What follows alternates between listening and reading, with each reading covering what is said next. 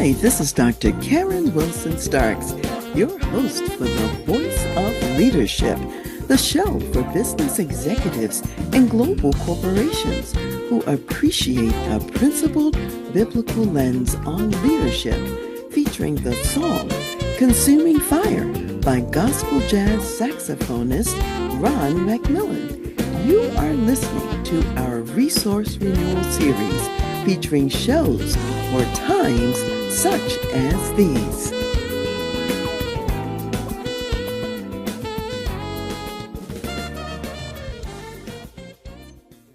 Hi, this is Dr. Karen Wilson Starks, your host for the Voice of Leadership, and today we are talking about how to create a remarkable life and business. The remarkable life goes beyond world-class service to make a profound difference in people's lives. When you live a remarkable life, you are conspicuously extraordinary. How do you create such a life?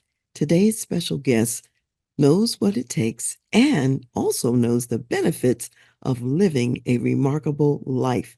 Dr. Randy Ross is the CEO of Remarkable and a best-selling author of multiple books, including Remarkable, Roadmap to Remarkable, Relationomics, Fireproof Happiness, and his latest book entitled Make Life Good. Working with brands like Delta, Berkshire Hathaway Home Services, GE Appliances, McDonald's, Panasonic, Cox Communications, Keller Williams, Compass Group, Chick-fil-A, and the Intercontinental Hotel Group, he has inspired and enabled countless people to find new passion and purpose in their work, to work better together in teams, and have greater influence and impact. Dr. Ross, a former chief people officer, says, when people like what they do it better. When people like those they do it with, they work better together. When they like the impact they are having, they find meaning and fulfillment in what they do. Dr. Ross helps them find what they really like while building healthier relationships and pursuing a passion beyond self.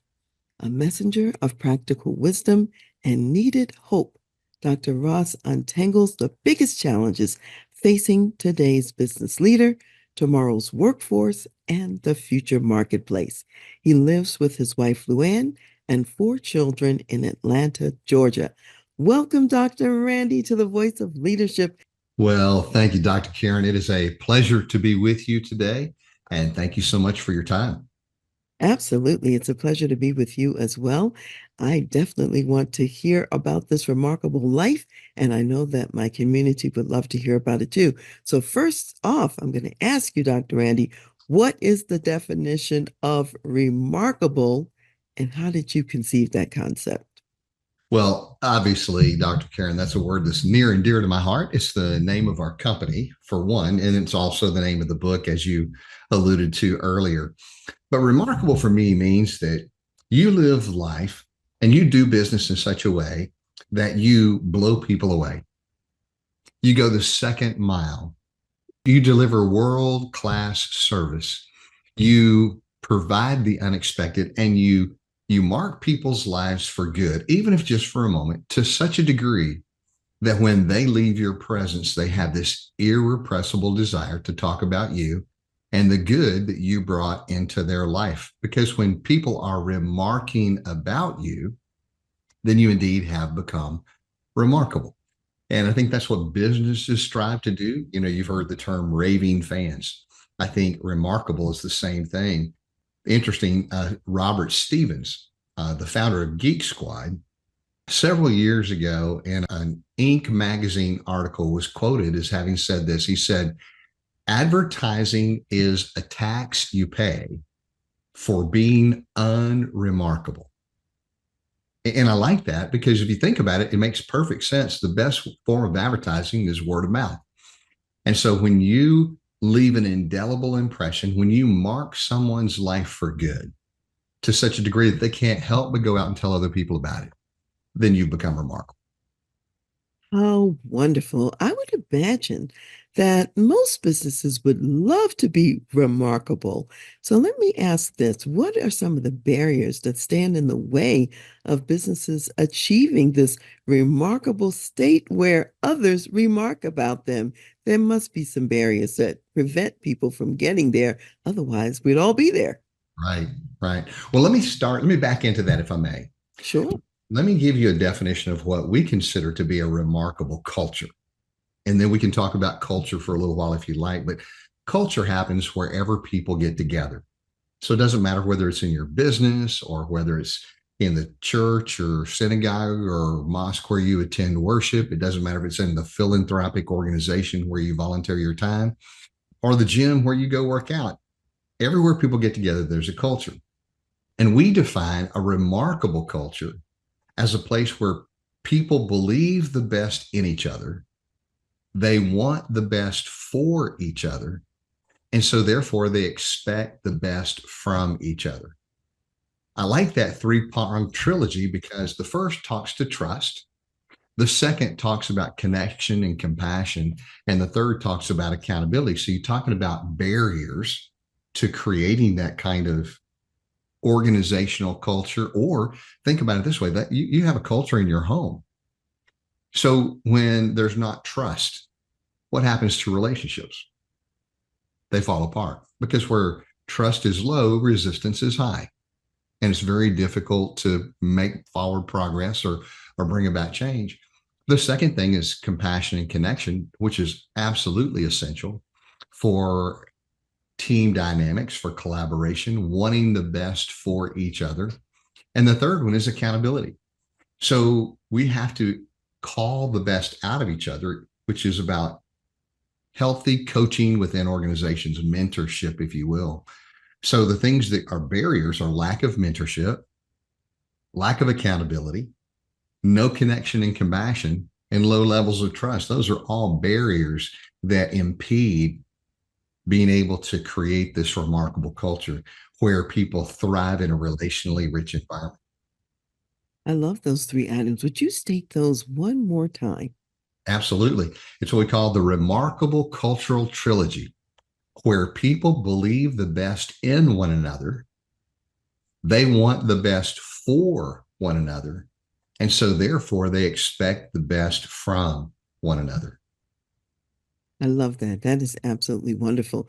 So, when you're talking about corporate culture, which is kind of the ether in which everyone lives in the organization, tell us a little bit about the role of values, beliefs, and behavior as part of that culture.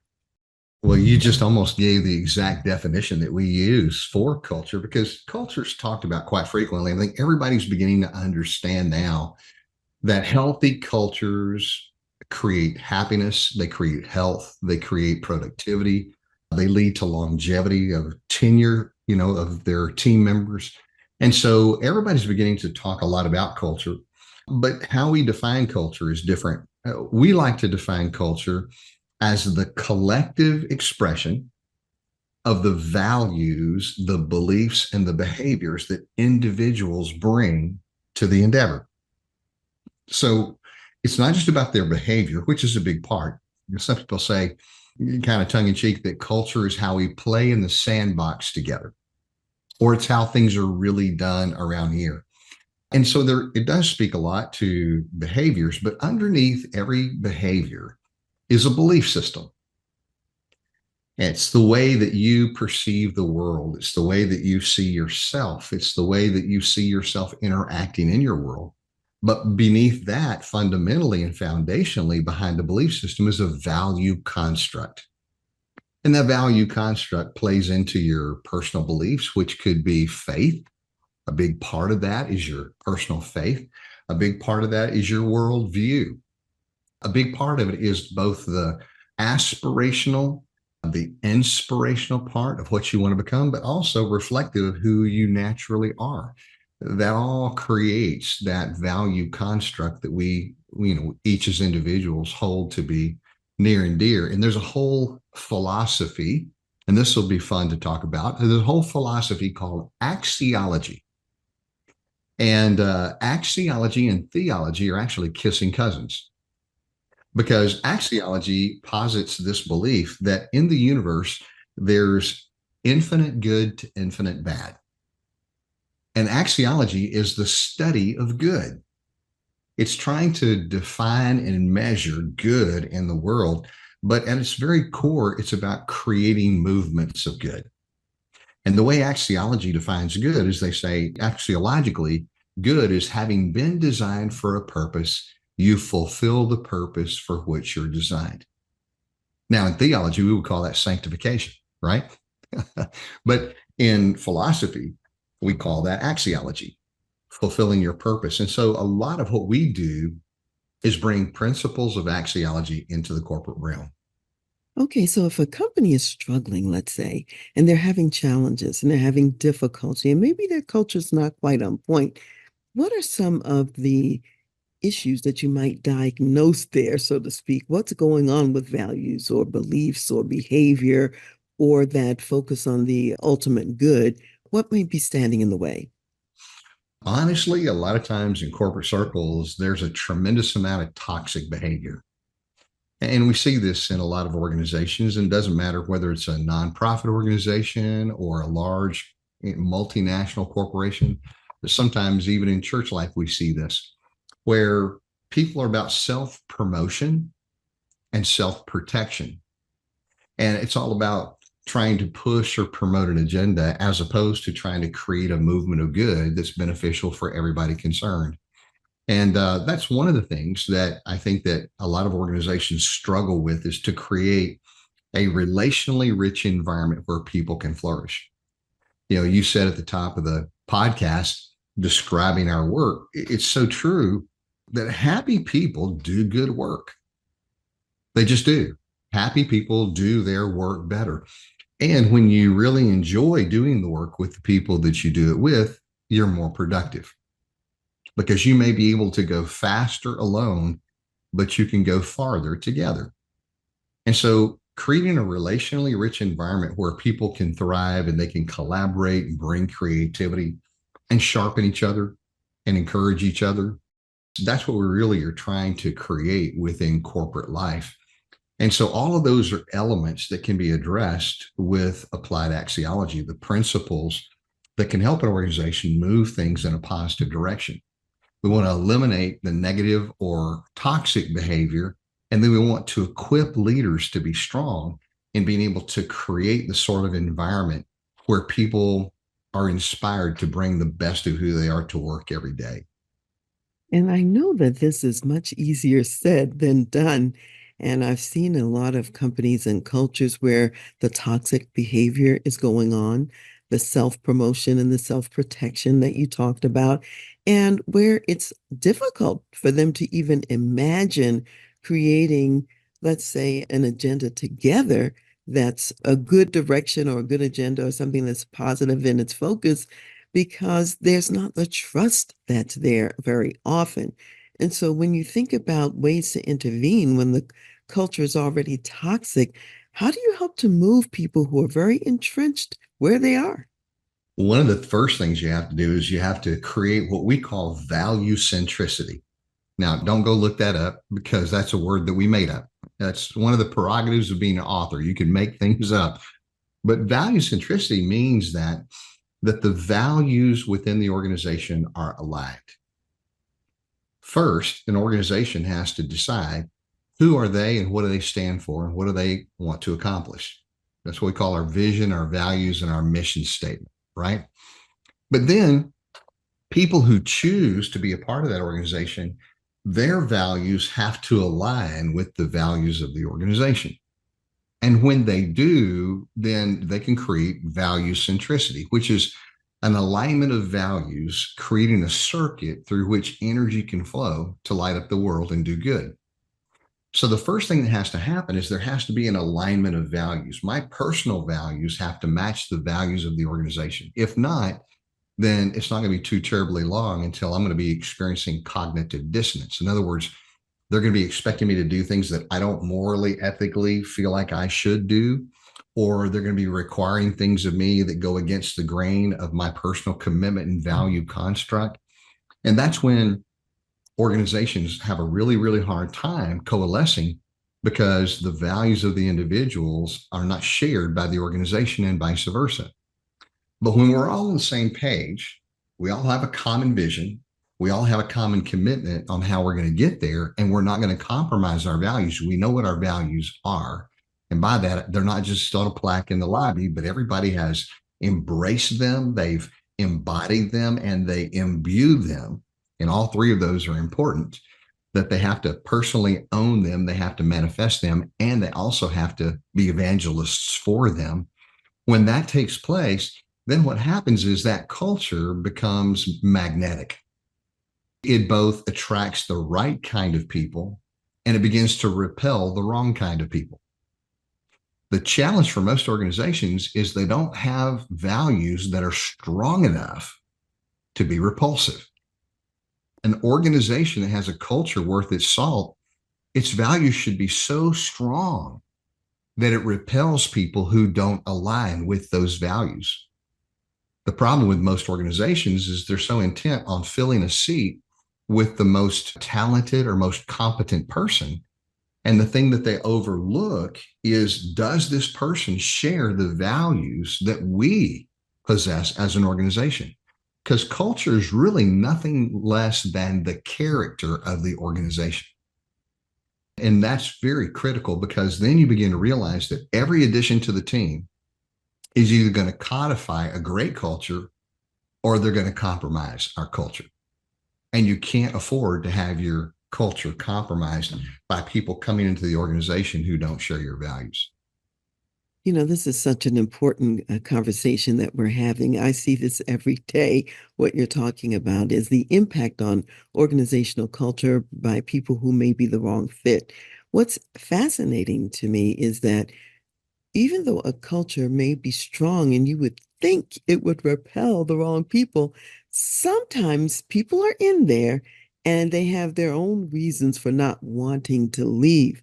And I think very often the organization itself, the top leadership, is not as willing to get rid of people they need to get rid of because they are never going to share the values of the corporation. It's always going to be a friction point, and they're always going to basically have somebody working against them in the organization, no matter how talented that person may be. So, speak a little bit about those kinds of issues.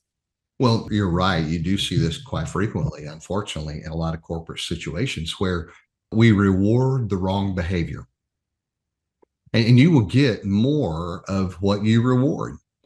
And so, to your point, I've worked with a lot of organizations who may have an extremely talented team member, let's say a great salesperson who brings in a tremendous amount of revenue into the life of the organization.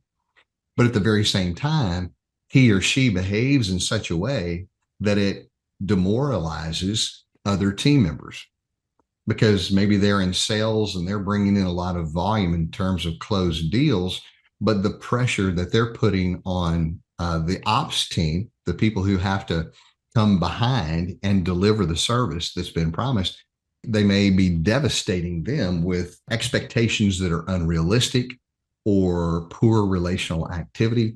And I see a lot of times where organizations are afraid to step up and intervene in situations like that and go, hey, that doesn't align with our values. That behavior either needs to change or you need to shift out of the organization. And unfortunately, that doesn't happen. And what happens over the long haul is it may serve the organization in the short run, but they compromise what they could have had in the long run. And they exchange a short term benefit, money through closed deals, for the long term loss of morale or other people exiting the organization because they've gotten burned or they've gotten discouraged or they've gotten disillusioned because no one will step up and address the bad behavior. And so I think that it's all this matter of interchange between, are we willing to take a short-term loss for a long-term gain? Or do we want the short-term gain, not realizing what the long-term loss will be? And that's a tension. That's a tension, particularly in publicly traded organizations, because there's this dynamic tension when you have to have quarterly returns where who do we serve first? Do we serve our shareholders who are looking to get a benefit from their investment, or do we take care of our stakeholders first? Our stakeholders are employees, our supply chain, our vendors. In other words, that whole ecosystem that provides our service or our product. And I've seen time and time and time again decisions made in corporate life where the shareholders are put first to the expense of the stakeholders. And what happens, that may drive a great quarterly return, but in the long run, it's damaging for the organization. And so I think that we have to get back to putting our people first and making sure that that employee experience is robust and that it's dynamic. And then we create a place where people love to come to work. They wake up in the morning and they don't have the attitude, well, I have to go to work, but they want to go to work. And then that's when really great things begin to happen in organizational life. And in the long run, if the shareholder is patient, it's much, much better for them as well. They may not see the immediate return, but the long-term return can be 10, 20, 30 times what it would have been had they settled for the short term. Oh, I think this is hugely relevant and very important to talk about. What seems like a short-term cost is really less a cost than it is an investment in the future. And when you think about it that way, and you're investing the resources today and for a larger return on the back end is really what you're referring to. People have to think about it that way, look more holistically, not just in today's moment only, and then in essence, you're kind of selling the company off, if you will, and it could be a whole lot more. So, you mentioned something else that I want you to comment on and to double down on a little bit. You were talking about the employee experience. And we know that there's a connection between the employee experience and also the customer experience and what happens. So talk about that and why it's really important for companies to double down on that. There's no question that the customer experience is going to be a direct reflection of the employee experience.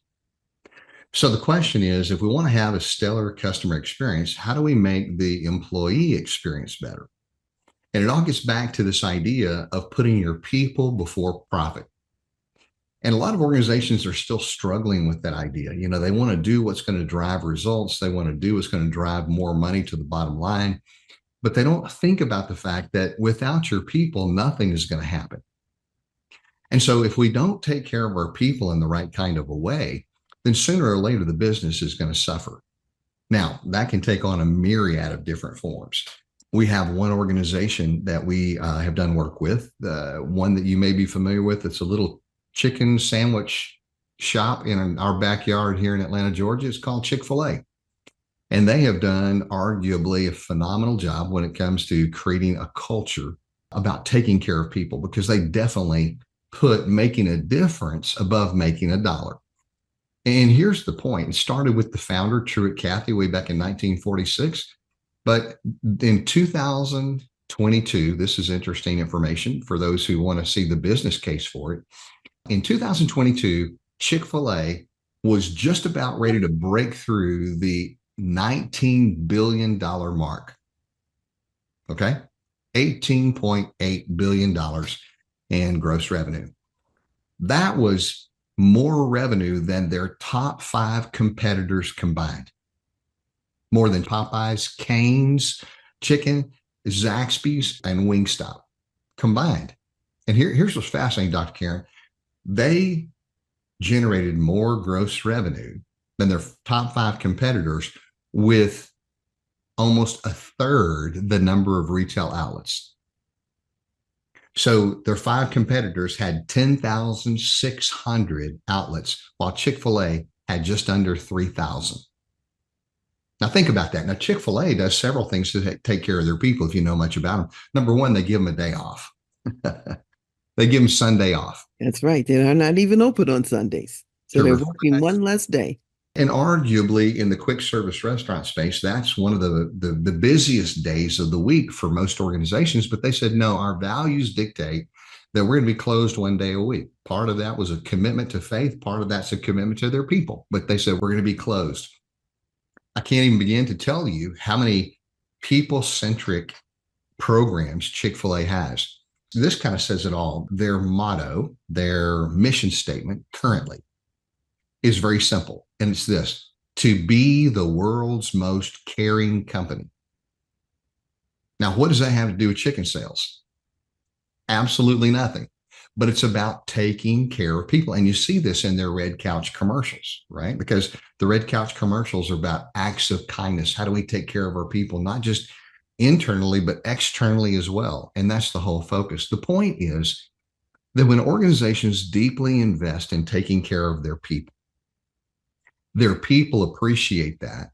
Their people feel affirmed, acknowledged, respected. They in turn bring the best of who they are to the equation. And then they provide the same kind of stellar service to the customer base that they themselves have received as the employee. And it makes perfect sense. But why so many organizations fail to recognize that simple idea that just simply taking care of your people is the best thing that you can do to drive business? It seems like common sense, but unfortunately, it's not common practice.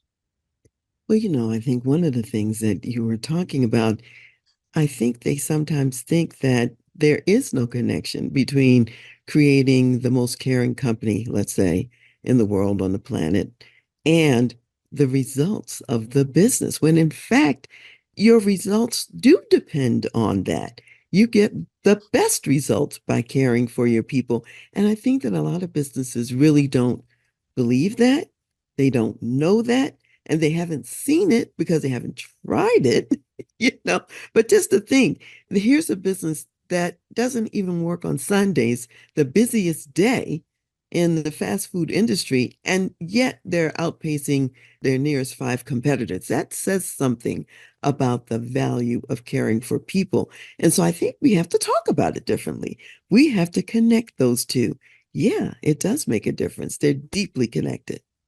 Well, I think that a lot of organizations, they strive to be the best. Here's a great question. A friend of mine by the name of Jeff Henderson has an organization called the Four Company. He wrote a book entitled Four. And he makes this challenge. He says there are a lot of organizations that try to be the best in the world, but we need to be the best for the world. And there's a big difference between the two. The way that we like to say it in our organization is there are two kinds of organizations. There are the organizations that use people to grow the business, and there are a lot of organizations that do that. But the best organizations in the world use the business to grow the people, who then grow the business.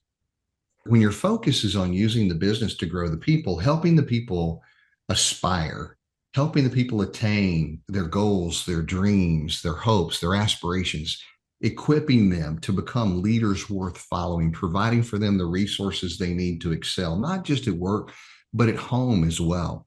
When you have that kind of focus on helping people grow, then the dividends are hard to describe because they're exponential. And people, because you've marked their life for good, they then want to turn around and mark other people's lives for good. And that's the whole idea of creating a movement of good, which brings us back to the principles of axiology. I love it. And I really think that that work, if you will, that the employees then do is done with much greater ease. It's not really work. It comes naturally. It springs out of what's been invested in them.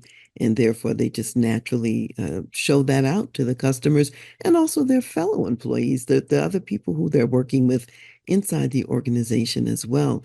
So, Dr. Randy, I know there's a concept that's related to this that you talk about, which is this whole notion of value creation. And you have four maxims of value creation: creativity, positivity, sustainability, responsibility. Tell us how this ties in to what we've been talking about so far. Well, those four maxims are at the very heart of axiology. So, those are the principles that we help organizations not only begin to understand, but be able to put into practice to create and crystallize a very compelling culture. So, the first one that you mentioned, the maximum of creativity, just simply says this: we are all designed to create value in life, which means that we feel good when we do good. That's the way that God made us. He created us to give back to the world, not just to be consumers, but to be creators, creators of good. And so that's where it all begins. And then the question tied to that is, do you create on a daily basis more value than you take? In other words, do you bring more to the table for others than you expect others to give you in return? See, there are two types of people in the world. There are value creators and there are value extractors. A value creator lives by what I call an abundance mentality. And they say, look, if we all bring more to the table than we take away, then at the end of the day, there will be a surplus on the table that can be shared by everybody who helped to create that value. And that's a win for everybody. On the other hand, there are value extractors, and we all have had experience with value extractors. They're people who are very myopic. It's all about them, what's in it for me, who live by a scarcity mentality, and they believe there's not enough to go around in the world. So therefore, I have to get to the table to get as much for myself as I possibly can. And often that's with blatant disregard for anybody else.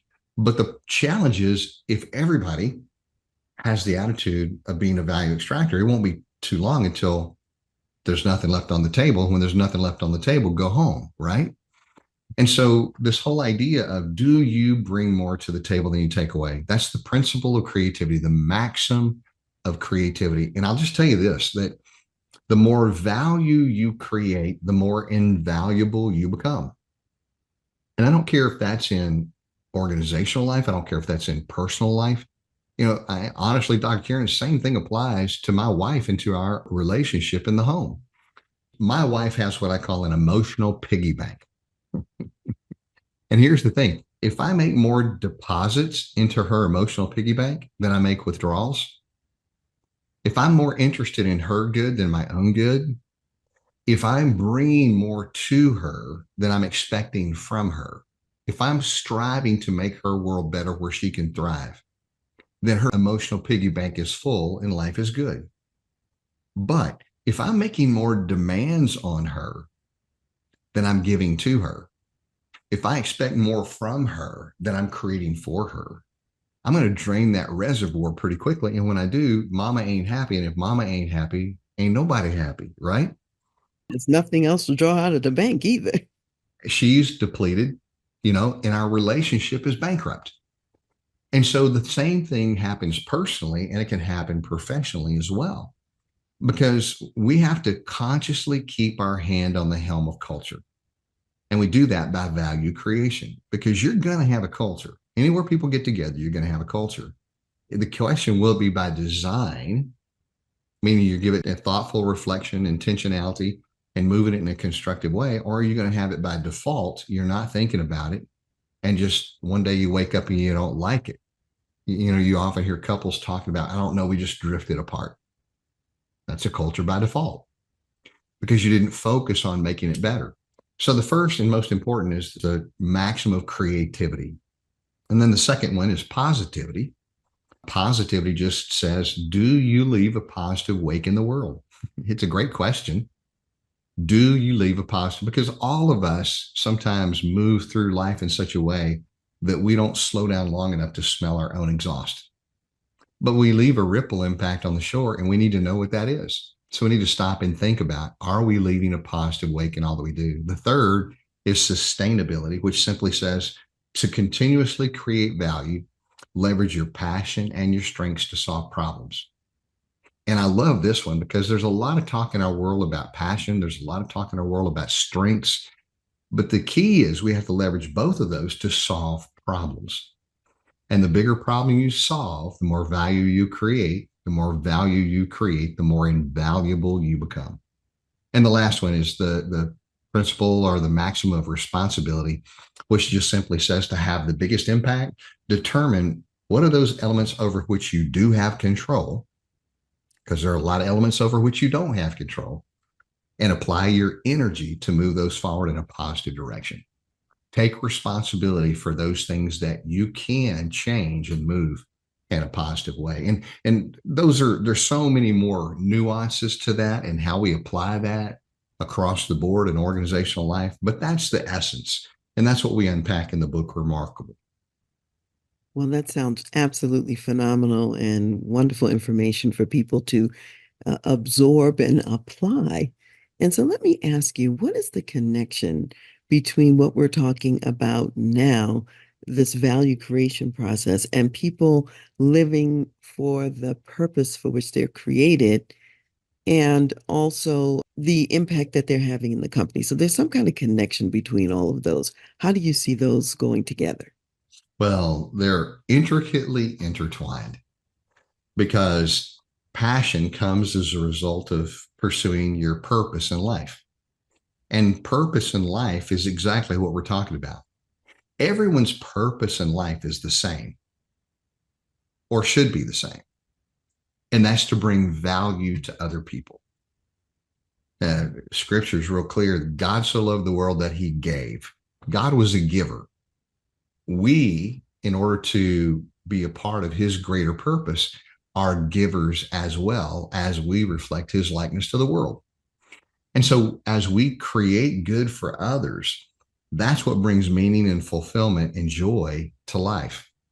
From a psychological standpoint, when people are depressed, when they're anxious, it's all because their focus is on themselves. It's because they've turned internally and they're concerned about what's going to happen with me, what's going to happen to me, why is this happening against me? And their focus is on trying to get through that particular circumstance, but it's all myopically driven.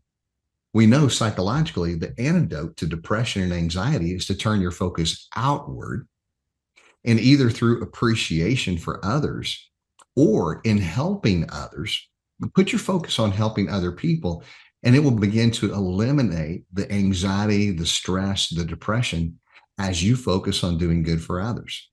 So it's profound. And then when you talk about organizationally, the power when an organization is on mission together, they don't just have a mission, they're on a mission together, then that's where the real cohesiveness, the team dynamics begin to gel. And you can begin to move things forward at lightning speed sometimes because you've got this value centricity that we're talking about. So let me ask you a more personal question. How did you come to do this work that you're doing in the marketplace? How are you fulfilling your purpose and your unique design in living like this? Well, I appreciate you asking the question. For me, this is so much fun because I look at the research that's available, especially from organizations like Gallup on employee engagement. And you would know that less than a third of the American workforce is what Gallup describes as actively engaged, meaning that they bring passion, enthusiasm, excitement to the work experience. But think about that for just a minute. Only a third of the American workforce. Now, pragmatically, that translates into $1.9 trillion of lost opportunity cost. That's just the economic impact. But let's talk about the emotional impact. People don't like what they do. And for a long time, I've sat back and I've said, that has to change. The most time that any of us spend is in our work. And if we don't enjoy our work, then what's life about? And so for me, the passion is to be able to go in and help individuals and organizations begin to understand life is too short not to enjoy what you're doing. Now, where this came from, the genesis of all of it was that I spent the first almost 2 decades of my career in the not-for-profit space. I worked with some phenomenal organizations that did great good in the community and had a high impact on making life better for a lot of people. But I learned through that, Dr. Karen, how do you motivate volunteers? Because in a nonprofit, it's driven by voluntary time, energy, and resources. So the only way that you can create a movement among volunteers is to tap into their passion, to have a cause or a purpose or a mission that they believe in, and then honor and recognize them and fuel their energy by appreciation and this rally cry to do something that's worthwhile. Now, take that.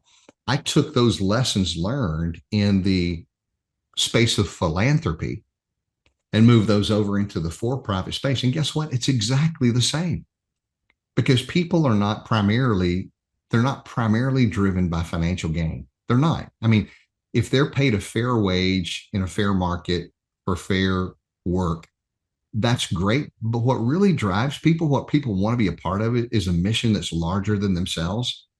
And they want to do it with people they enjoy doing it with. And beyond that, they want to have fun doing what they're doing because they feel like they're making a difference in the world. And so by taking those ideas and those concepts and those principles from the not for profit world and translating them over into the for profit space, the results are amazing because if you can just get, if you think about it from a standpoint of a leader, the greatest resource that you have is the untapped latent energy that lies within the margins of life, the discretionary effort that your people have that you've not yet tapped into. So if you could just get that 30 or 33% that are actively engaged, if you could get that number up to 40 or 45 or 50%, the impact on the organization would be extraordinary. And that's what we're talking about. We're talking about creating a culture that's inspirational to tap into that discretionary effort in the margins of life. And it is true that in the nonprofit sector, they're very tuned into what they believe in terms of the mission that they're going after, why they exist, who it is that they intend to impact on the back end of what they're set up to do. And so it's great to bring that same kind of spirit to the for-profit world as well. I find that there's a lot of cross-pollination that can happen in both directions for different purposes, for Right. both what the nonprofits can learn from the for-profit and vice versa.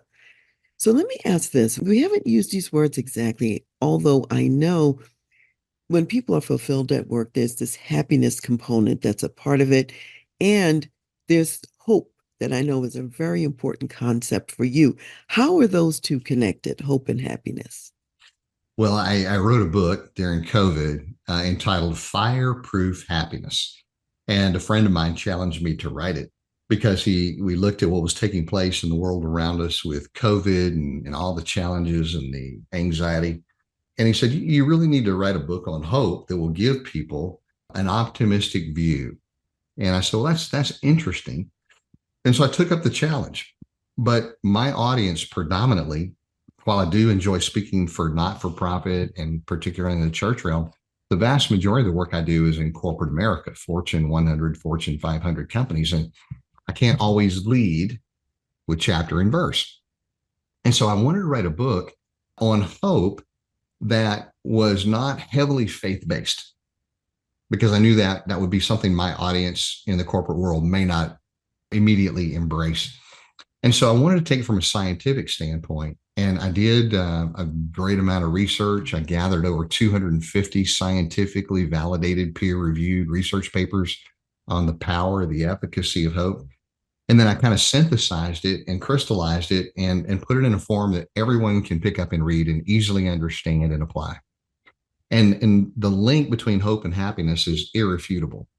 Everybody in the world is searching for happiness, but very few people attain it or know how to attain it.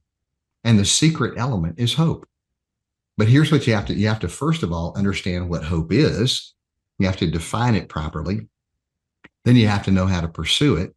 And it's not what most people think. And that's what I write about in Fireproof Happiness, because happiness is driven when we, let's define hope. Hope is a dynamic motivational system that's tied to inspirational goal setting. Happiness does not come in attaining the goal that you desire. Happiness comes in the challenge of the pursuit. That is something that really is interesting because John Templeton, a wise man, once said, he said, happiness pursued eludes, but happiness given returns. So what he was saying is that everything good in life that you want, you can't get by setting it as a goal and trying to attain it. It comes by creating value for other people. In other words, I'm the happiest as a husband when my wife is happy. I'm the happiest as a father, as a parent, when my kids are happy. I'm the happiest as a team leader when my teams are happy. So, therefore, happiness comes by providing those things that create an atmosphere of happiness for others, which comes full circle back to what we were talking about before. Maybe you've heard the statement before, hope is not a strategy. Everybody's heard that in corporate circles, but I would suggest that hope is absolutely the best strategy if you understand what hope is. Because if you're pursuing any endeavor and the people who are involved in that endeavor are hopeless about it, it's never going to become a reality. So, hope is actually your best strategy. And hope is the basis for happiness, but it's also the basis for health, for productivity, and for longevity. We go into great detail, kind of pulling that apart, unpacking it, and talking about it as we deconstruct hope and then put hope back together again. Well, and I know that you and I both have a deep love and respect for Viktor Frankl, who certainly is one of the luminaries out there on this whole notion of hope. Maybe say a word or two about that. Well, Viktor Frankl, as you well know, is the author of a book that is a classic called Man's Search for Meaning. And he was an Austrian neuroscientist, a psychiatrist, and a philosopher who was Jewish, taken prisoner in a Nazi prisoner of war camp. And all of his worldly possessions were taken away. All of his family members were exterminated, executed in the gas chambers, the Nazi gas chambers. And it was a horrific, horrific period of time for him as he endured 4 different concentration camps. But he came out on the other side of that and he wrote this book called Man's Search for Meaning. And it talks about the eternal struggle, about the common thread in humanity, which is suffering, that all of us have disappointment, disillusionment, dreams that are dashed, loved ones that are lost, challenges in life that are difficult to face. That's the common bond that ties us all together in humanity. But he talks about the importance of both being able to have the hope to persevere in the end while combining it with the discipline to embrace the difficult truth of the reality of your situation. But he writes this masterful piece and essentially says everything in life can be stripped away from you except for one thing. And that one thing is your choice, the power to choose, the power to choose your attitude, the power to choose how you will respond to life circumstances, the power to choose how you will respond even to those who perpetrate the greatest atrocities that mankind has ever seen against you.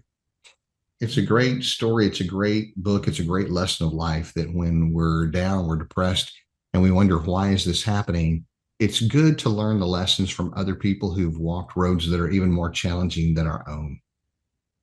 Yes, and I really believe that his philosophy is exactly how I would say that my African descent ancestors got through slavery. And they had to think every day about the choices that they could make, which would seem from the outside to be very few. And yet, every minute you are making a choice. You could do this or you could do that. And those choices have different consequences. But just to know that even in a small way, you have some agency makes a difference in terms of the outcomes because you can make the choice for hope and to seeing optimism on the other side of the fence. And which brings me to the next thing I want to say and ask you about, because we've been talking about hope, and there are other words like optimism, there are other words like positivity. We mentioned that. And I know that you see these, each one is a little bit different. So maybe unpack that for us a little bit too. Well, I love the idea of positivity. There's a great amount of research coming out of the School of Positive Psychology, Dr. Martin Seligman and others. Valuable, valuable work. And I am a big believer in positivity, but positivity serves as the foundation of hope. Positivity alone will not get you through the most challenging issues of life, but it forms the foundation upon which you can then build the skyscraper of hope. Because after positivity, the next, what we call buoyancy belief, is responsibility. And then there's agility. And then there's reality. And all of those are the buoyancy beliefs of hope. So hope begins with positivity, but hope brings more to the equation than just mere positivity. That's really awesome because, in other words, you're saying you really need all of those building blocks, not just one of them. And if you apply that, let's say, to what Viktor Frankl was doing, how did those other pieces look in his world? How did you see him having something that was beyond just positivity? Well, the first point, the buoyancy belief of positivity, just it says that I believe that tomorrow can be brighter than today, no matter how dark today may be. Mhm.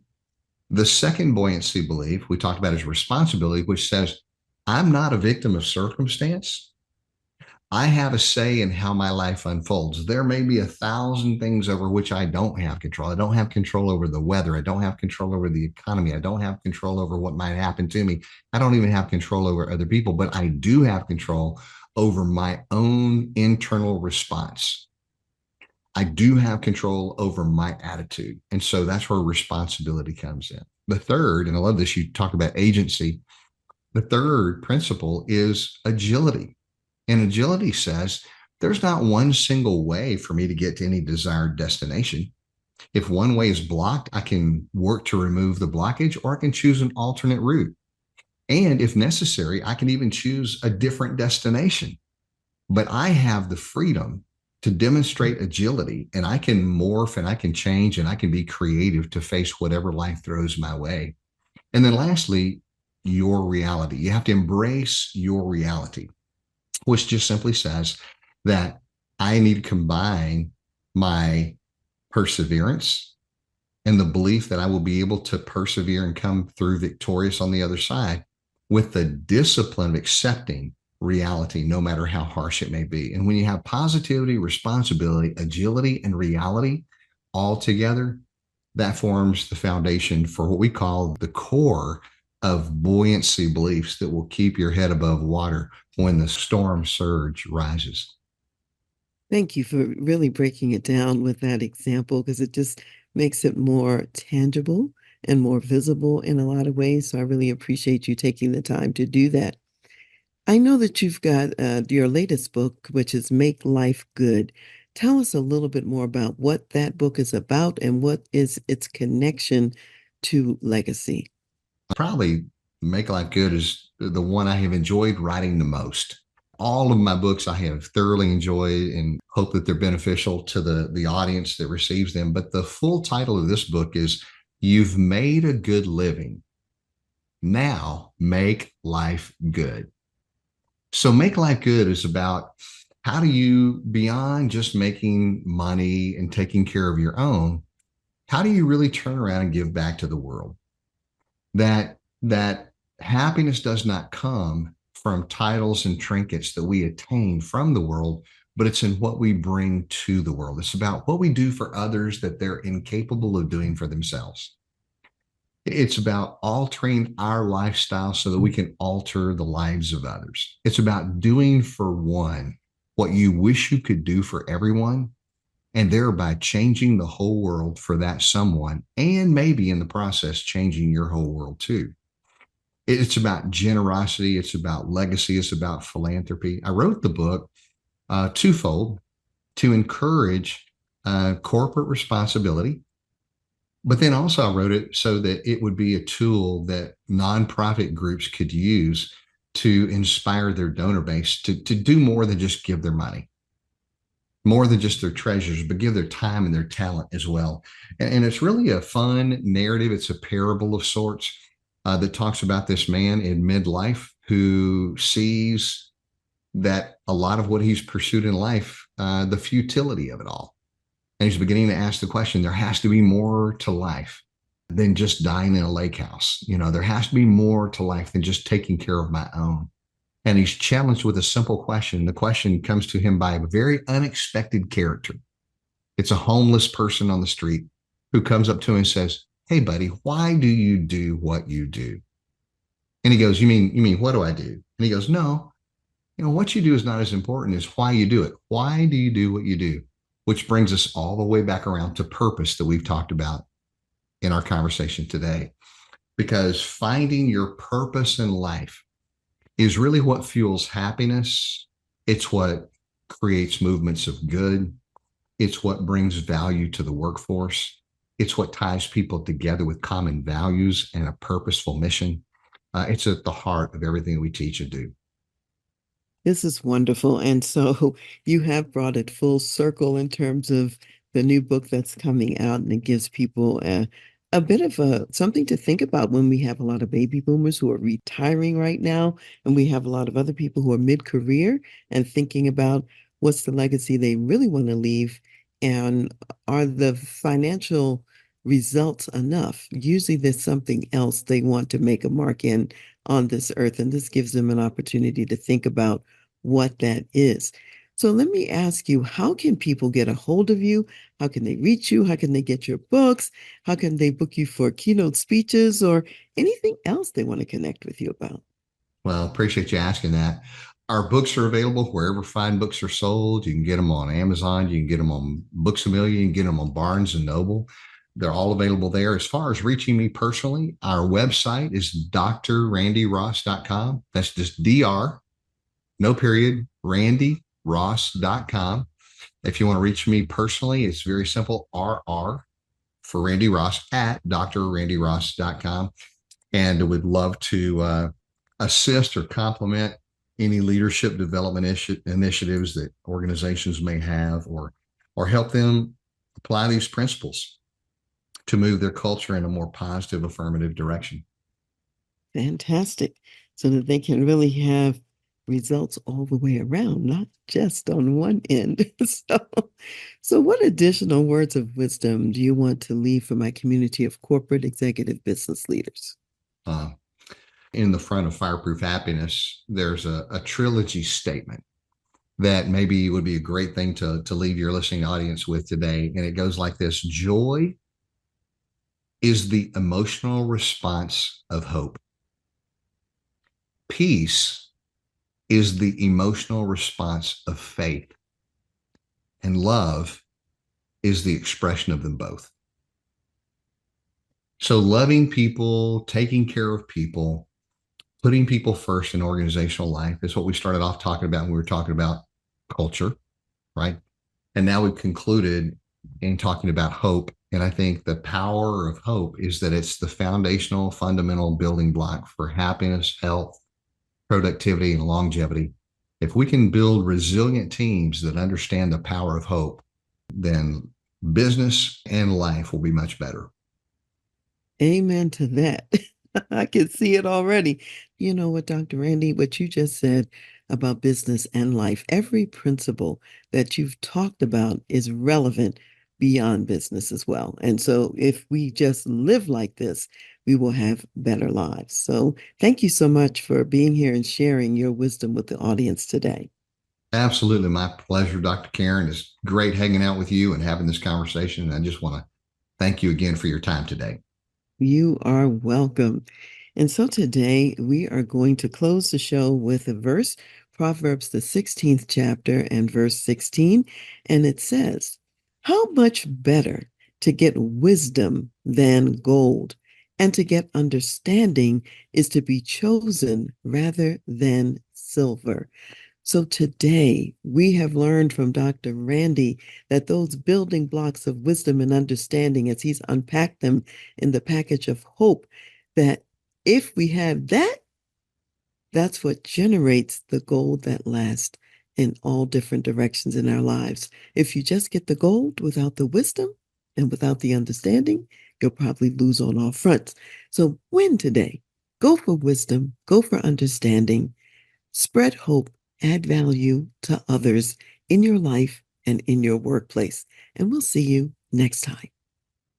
Hello, it's Dr. Karen here, and I'm here to celebrate the work of the Bible League, which is a global ministry that provides Bibles, ministry study materials, and through activities like Project Philip, also teaches and trains local people in how to share the Word of God. So today, the president and CEO of the Bible League, Yost Snoop, is with me to share a little bit more about what the Bible League is doing. Yeah, the beauty of the local church is that it is the body of Christ, and it is the Holy Spirit that is calling the local church to be engaged in the Great Commission. As Bible League, we just come alongside those local pastors. Last year, I met a pastor, his name is Rolando, in the Amazon, and he has this great vision to reach 200 communities with the Word of God. And we're able to come alongside them and help them with Bibles and resources. Thank you so much, Yils. We are all partners together. You, the Bible League, are the hands and feet to the local people on the ground, and there are partners and donors out there who can be hands and feet to you as you also share with others. So, those of you who are listening, if you want to be part of this ministry, and I invite you to be a part of it, I'm a part of it, go to BibleLeague.org, see more about the ministry, and see how you can participate and donate.